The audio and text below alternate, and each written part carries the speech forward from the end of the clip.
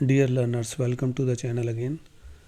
जैसा कि आप जानते हैं कि हम रिसर्च मैथडोलॉजी के डिफरेंट टॉपिक्स को अपने चैनल में कवर अप करते हैं।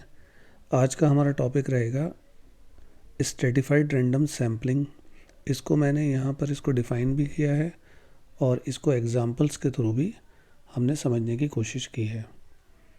आप देखिए, स्तरीकृत यादृच्छिक नमूना जो होता है, ये नमूना लेने की एक ऐसी विधि होती है जहाँ पर जनसंख्या कुछ अपनी विशेषताओं के आधार पर अलग अलग उपसमूहों या स्तरों में विभाजित होती है। यानी कि अगर हमें नमूना ऐसी जनसंख्या से लेना है जो अलग अलग सब ग्रुप्स में या अलग अलग कैटेगरीज लेवल्स में बटी हुई है और हम उससे नमूने लेना चाहते हैं, तो थोड़े थोड़े नमूने हम उससे ले लेंगे और जो नमूनों का सैंपल इकट्ठा होगा वो भी रैंडमली सेलेक्ट हुआ है। तो मानकर ये चलिए कि जो इस तरीके से अलग अलग कैटेगरीज, अलग अलग ग्रुप से नमूने लिए हैं, तो वो एक पूरा सैंपल बनता है जो कि पूरी पॉपुलेशन को प्रतिनिधित्व करता है। एग्जाम्पल देख लेते हैं। मान लीजिए आपको एक शहर में हाई स्कूल के छात्रों के बीच उनकी जो पसंदीदा संगीत शैलियाँ हैं उनके बारे में सर्वेक्षण करना चाहते हैं।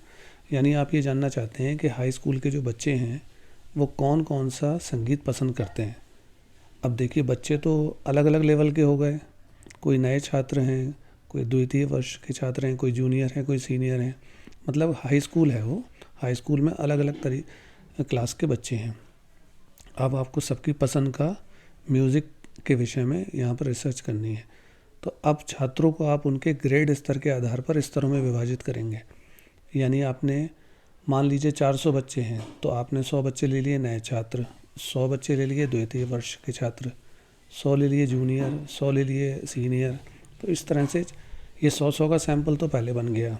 इसके बाद में हर एक 100 के सैंपल से आप रैंडमली एक संख्या का चयन करते हैं। मान लीजिए हमने क्या करा कि 20 बच्चे लिए इस वाले ग्रुप से, 20 वाले बच्चे लिए इस ग्रुप से, 20 जूनियर से और 20 सीनियर से। तो ये 20 जो हमने लिए ये रैंडमली ले लिए, किन्हीं भी बच्चों से हमने सैंपल ले लिया। तो अब इससे ये सुनिश्चितता हो जाती है कि हर एक ग्रेड के बच्चों से हम फाइनली सैंपल को कलेक्ट कर रहे हैं और जो सारे के सारे स्कूल के बच्चों का प्रतिनिधित्व करेगा हमारा ये फाइनल सैंपल। अब दूसरा एग्जाम्पल एक देख लेते हैं। जैसे मान लिया हमने कि एक महानगरीय क्षेत्र है, मेट्रोपॉलिटन एरिया है, जहाँ पर अलग अलग लेवल्स के निवासी मतलब रहते हैं। फॉर एग्ज़ाम्पल उनकी जो आय का स्तर है, शहर के निवासियों की जो आय का स्तर है वो अलग अलग है और आप उसी का अध्ययन करना चाहते हैं। तो आप जनसंख्या को पहले अलग अलग वर्गों में विभाजित करेंगे। जैसे हमने पहले सोच लिया कि निम्न आय, मध्यम आय, उच्च आय, ये हमने 3 वर्ग बनाए। हमने क्या कहा यहाँ पर, हम पहले स्तरीकृत करते हैं और उसके बाद में रैंडम करते हैं अपने सैंपल को। तो हमने मान लीजिए 3 लाख लोग हैं, तो हमने 1 लाख लोगों को रखा निम्न आय में, 1 लाख लोगों को रखा मध्यम आय में और 1 लाख लोगों को रखा उच्च आय में।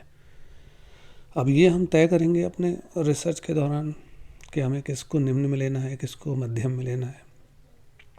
प्रत्येक आय वर्ग से आप अध्ययन में भाग लेने के लिए यादृच्छिक रूप से परिवारों का चयन करते हैं। यानी आपने पहले तो 1-1 लाख लोगों को ले लिया, उसके बाद में फिर रैंडमली सेलेक्ट कर लिया। तो इस तरीके का जो सैंपल बनकर आएगा फाइनली, वो सारे ग्रुप्स की विविधता का प्रतिनिधित्व करेगा। यानी कि हम ये कह सकते हैं कि ये टोटल सैंपल जो हमारा बना है ये पूरे शहर की जनसंख्या के लोगों का प्रतिनिधित्व कर रहा है। ऐसा इस तरीके से हम random sampling, stratified random sampling में करते हैं। वीडियो को शेयर भी कीजिए आप लोग। Thank you so much.